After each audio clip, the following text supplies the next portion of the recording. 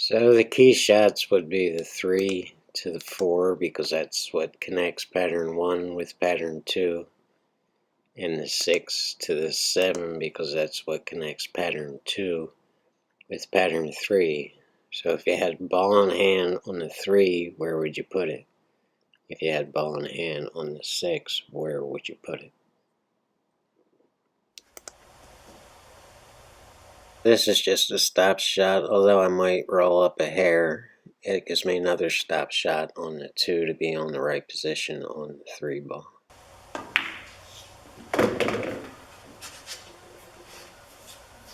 It's just another stop shot right here, and I should have the perfect angle to get back up table on the 4.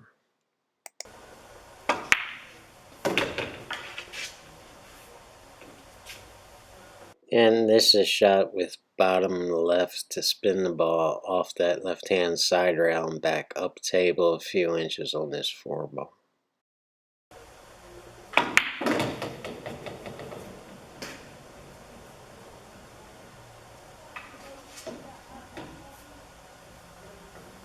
I'm shooting this with center ball to just bounce off that top rail and back up to about the second diamond for a shot on the 5. But this turns out to be a mistake.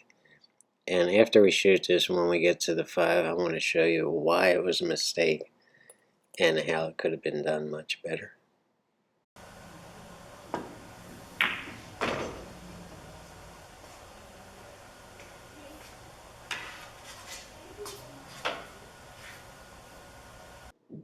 I'm shooting this with top right, but that's just because I have to go in a Z formation to get back on this 6 ball. There's a better way to do this. Let's cut to a graph and I'll show you how. I did what I intended to do on the 4, which is to shoot it in the corner from this position here. And it just bounced out a little more than 2 diamonds to be in this position on the 5. And that left me shooting a Z formation to get back on this 6. Looking back on it, I don't like it, and I can see actually a couple different better ways than what I did. And the problem with getting right here on the 5 and shooting that zigzag formation is I'm coming way too close to the 9 ball. If I had hit that 9 ball, it would have been pretty much over. And I'm coming way too close to the side pocket. And we all know scratching is almost never any fun, so we'd never want to do that, of course. I'm going to cut away right here and show you a much better way. If I had shot the 4 ball to bring the cue ball back right about where it is right now, that would have left me in a position to shoot this 5 ball in the corner and go 2 rounds back up. Again, we don't want to try to get straight in on the 6 because you're liable to go long and it's going to make it difficult to get back on the 7. So it's best to come up short on this 6 and shoot it off this round and come back on this 7. But again, don't forget you need an angle on the 7 to get back on this 8, and you need an angle on the 8 to get back on the 9. So yeah, we're getting a little ahead of ourselves.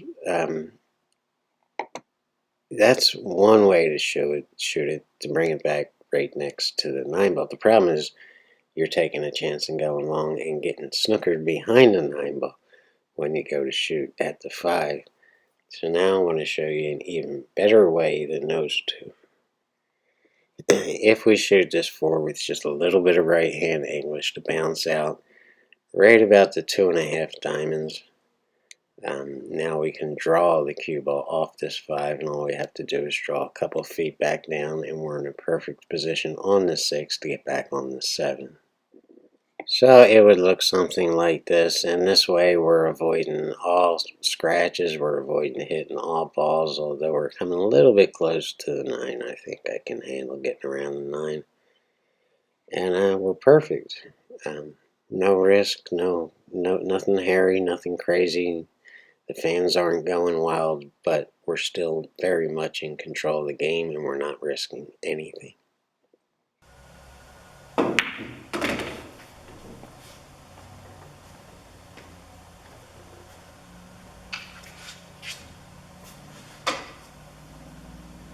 I just told you not to risk going long and trying to get straight in on the 6 and to come up short. And what do?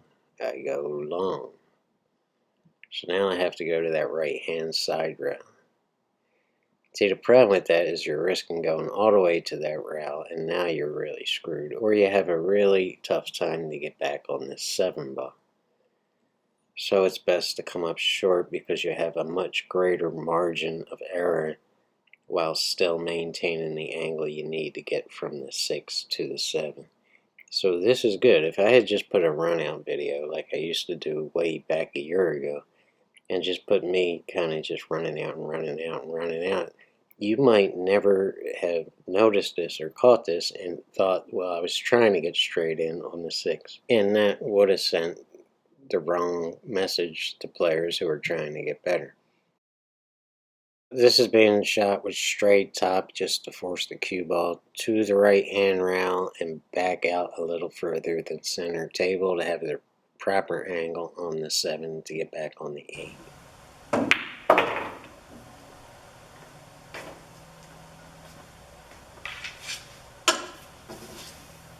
There's no bottom here. You don't want to stroke this and draw the ball back up table.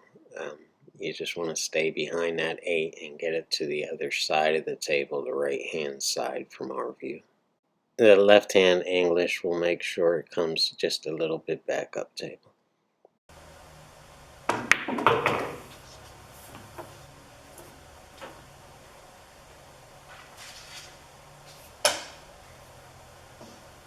Well, all is perfect here, right? All I have to do is draw this back and right behind the 9 ball and I'm out.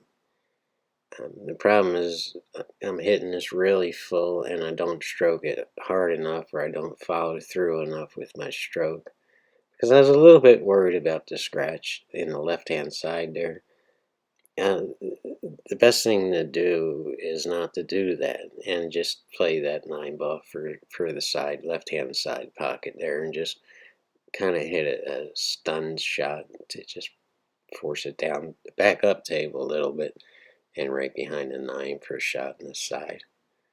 But that's why we're here. We goof up, and both of us can learn by my mistakes here.